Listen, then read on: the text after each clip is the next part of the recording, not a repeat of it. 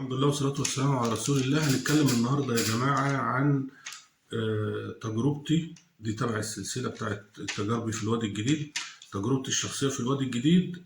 هنتكلم النهاردة عن الجاز، السولار، الري بالمولدات اللي هي بتاعت اللي بتشتغل بالجاز. أكبر مشكلة، أكبر مشكلة.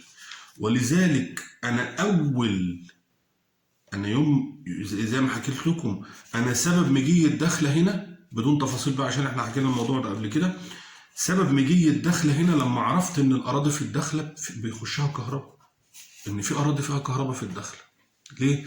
لأن الري بالمولدات دمار للزراعة ودمار لجيبك ومادياتك، وبياكل نص مكسبك.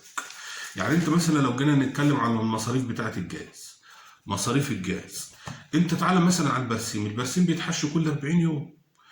كل 40 يوم انت هتروي كل اصول، تروي كل 8 ايام في الصيف، ويبقى كده كتير، ده في الفرافره، في الدخله مستحيل. يعني لو رويت كل 8 ايام البرسيم بتاعك هيبوظ، بتروي اقل من كده.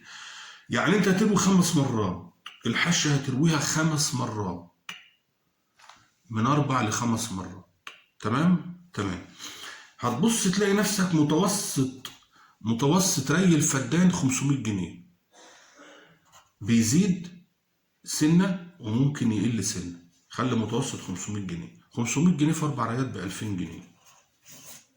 يعني انت دخلت على نص مكسب الفدان لو بيجيب طن برسيم، انت دخلت على نص المكسب. نص المكسب واخده ايه؟ واخده الجاز. ده غير المصاريف الدورية للمولد، تغيير الزيت والفلاتر والصيانة الدورية للمولد، مش عارف ايه اللي بيتشال وايه اللي بيتحط وايه اللي بيتغير. فالمسألة دي دمار. خش بقى على اللي أسود منها الأعطال.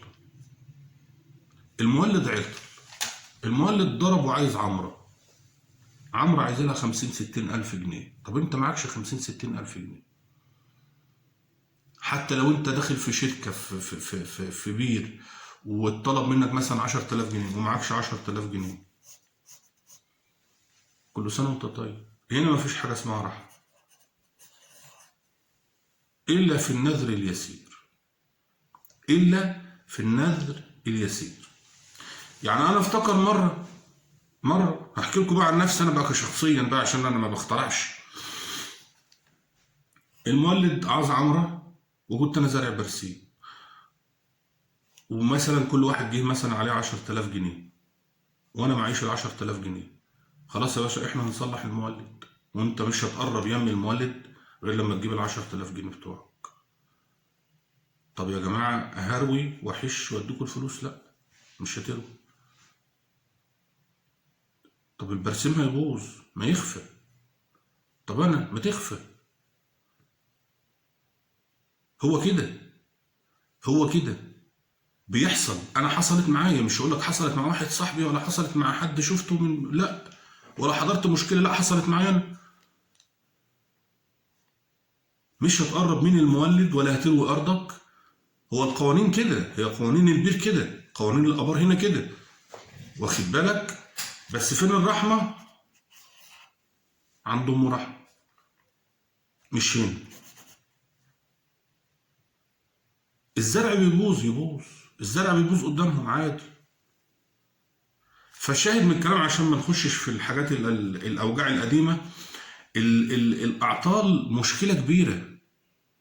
أولا المولد لو عطل، حشة البرسيم اللي في الأرض باظت.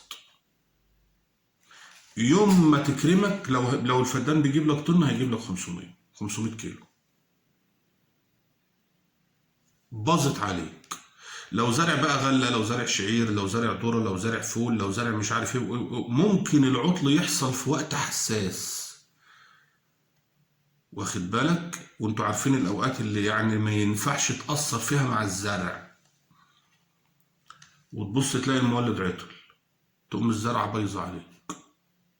تبص تلاقي مثلا حاطط في دماغك مثلا انك هتجيب مثلا 10 ارداب، بتبص تلاقي الفدان جايب لك 3 ارداب، ما عرفتش تلم مصاريف الزرع، يبقى السنه راحت عليك. بسبب ايه؟ بسبب انك بتروي الجاز.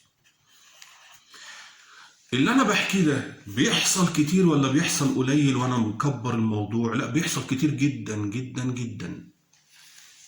احنا لما جينا الدخله هنا كنا على ما الكهرباء دخلت لنا كان مطلوب مننا ان احنا لازم نزرع الارض، ما ينفعش تستنوا لما الكهرباء تيجي عشان شغل محافظه وكلام من ده.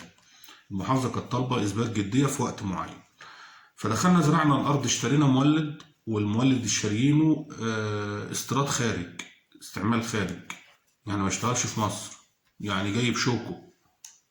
تمام. المولد ده عطل مرة واثنين وثلاثة وأربعة، لدرجة إن إحنا رحنا اشترينا مولد تاني حطيناه جنبه. ليه؟ لأن الزرع بيبوظ. مرة حرتنا ال40 فدان البرسيم اللي إحنا زارعينهم، حرتناهم عشان المولد، ومعانا فلوس.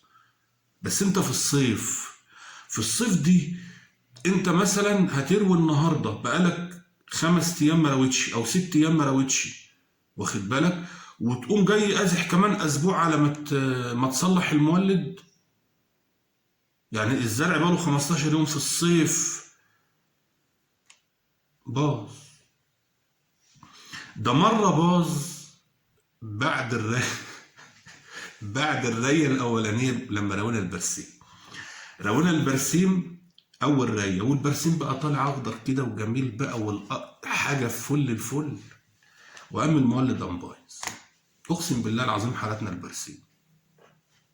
شوف بقى تقوي البرسيم بكام، وشوف حطيت سوبر بكام وتقوي بكام، وشوف رواد جايز بكام. اول رايه ديت بتاخد بقى يعني ممكن الفدان يعدي ال1000 جنيه، ممكن يعدي ال1000 جنيه مستريح رايه. اول رايه في الزرعه دي، لان بتبقى الارض شرائي فبتشرب ميه كتير، وانت عايز تكبس الارض ميه عشان الحبايه تنبت، تشرب ميه وتنبت. والله العظيم.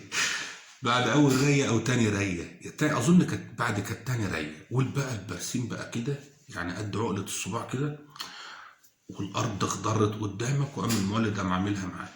اقسم بالله العظيم حرقنا البرسيم ورجعنا جددناه تاني. بتحصل كتير كتير. فكون انك تبقى في ارض فيها كهرباء دي نعمه كبيره جدا جدا جدا. وحاجات كتير يعني قصص كتير حصلت في المواويل دي. انت داخل مثلا، انت عامل حسابك انت معاك 100,000 جنيه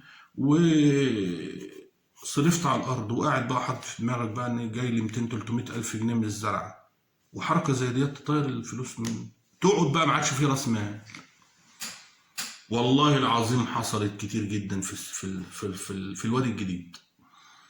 ولذلك زي ما قلت لكم، عشان بقى ما نقعدش ونزيد في الكلام تاني، نعمة كبيرة جدا جدا جدا حتة الكهرباء نعمة لا تعوض.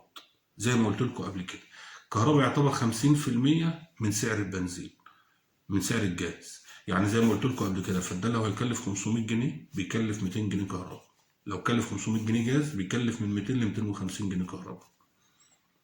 غير بقى اللي هي اهم حاجة، ان مفيش عندك اعطال المولد دي مش موجودة، مش موجودة.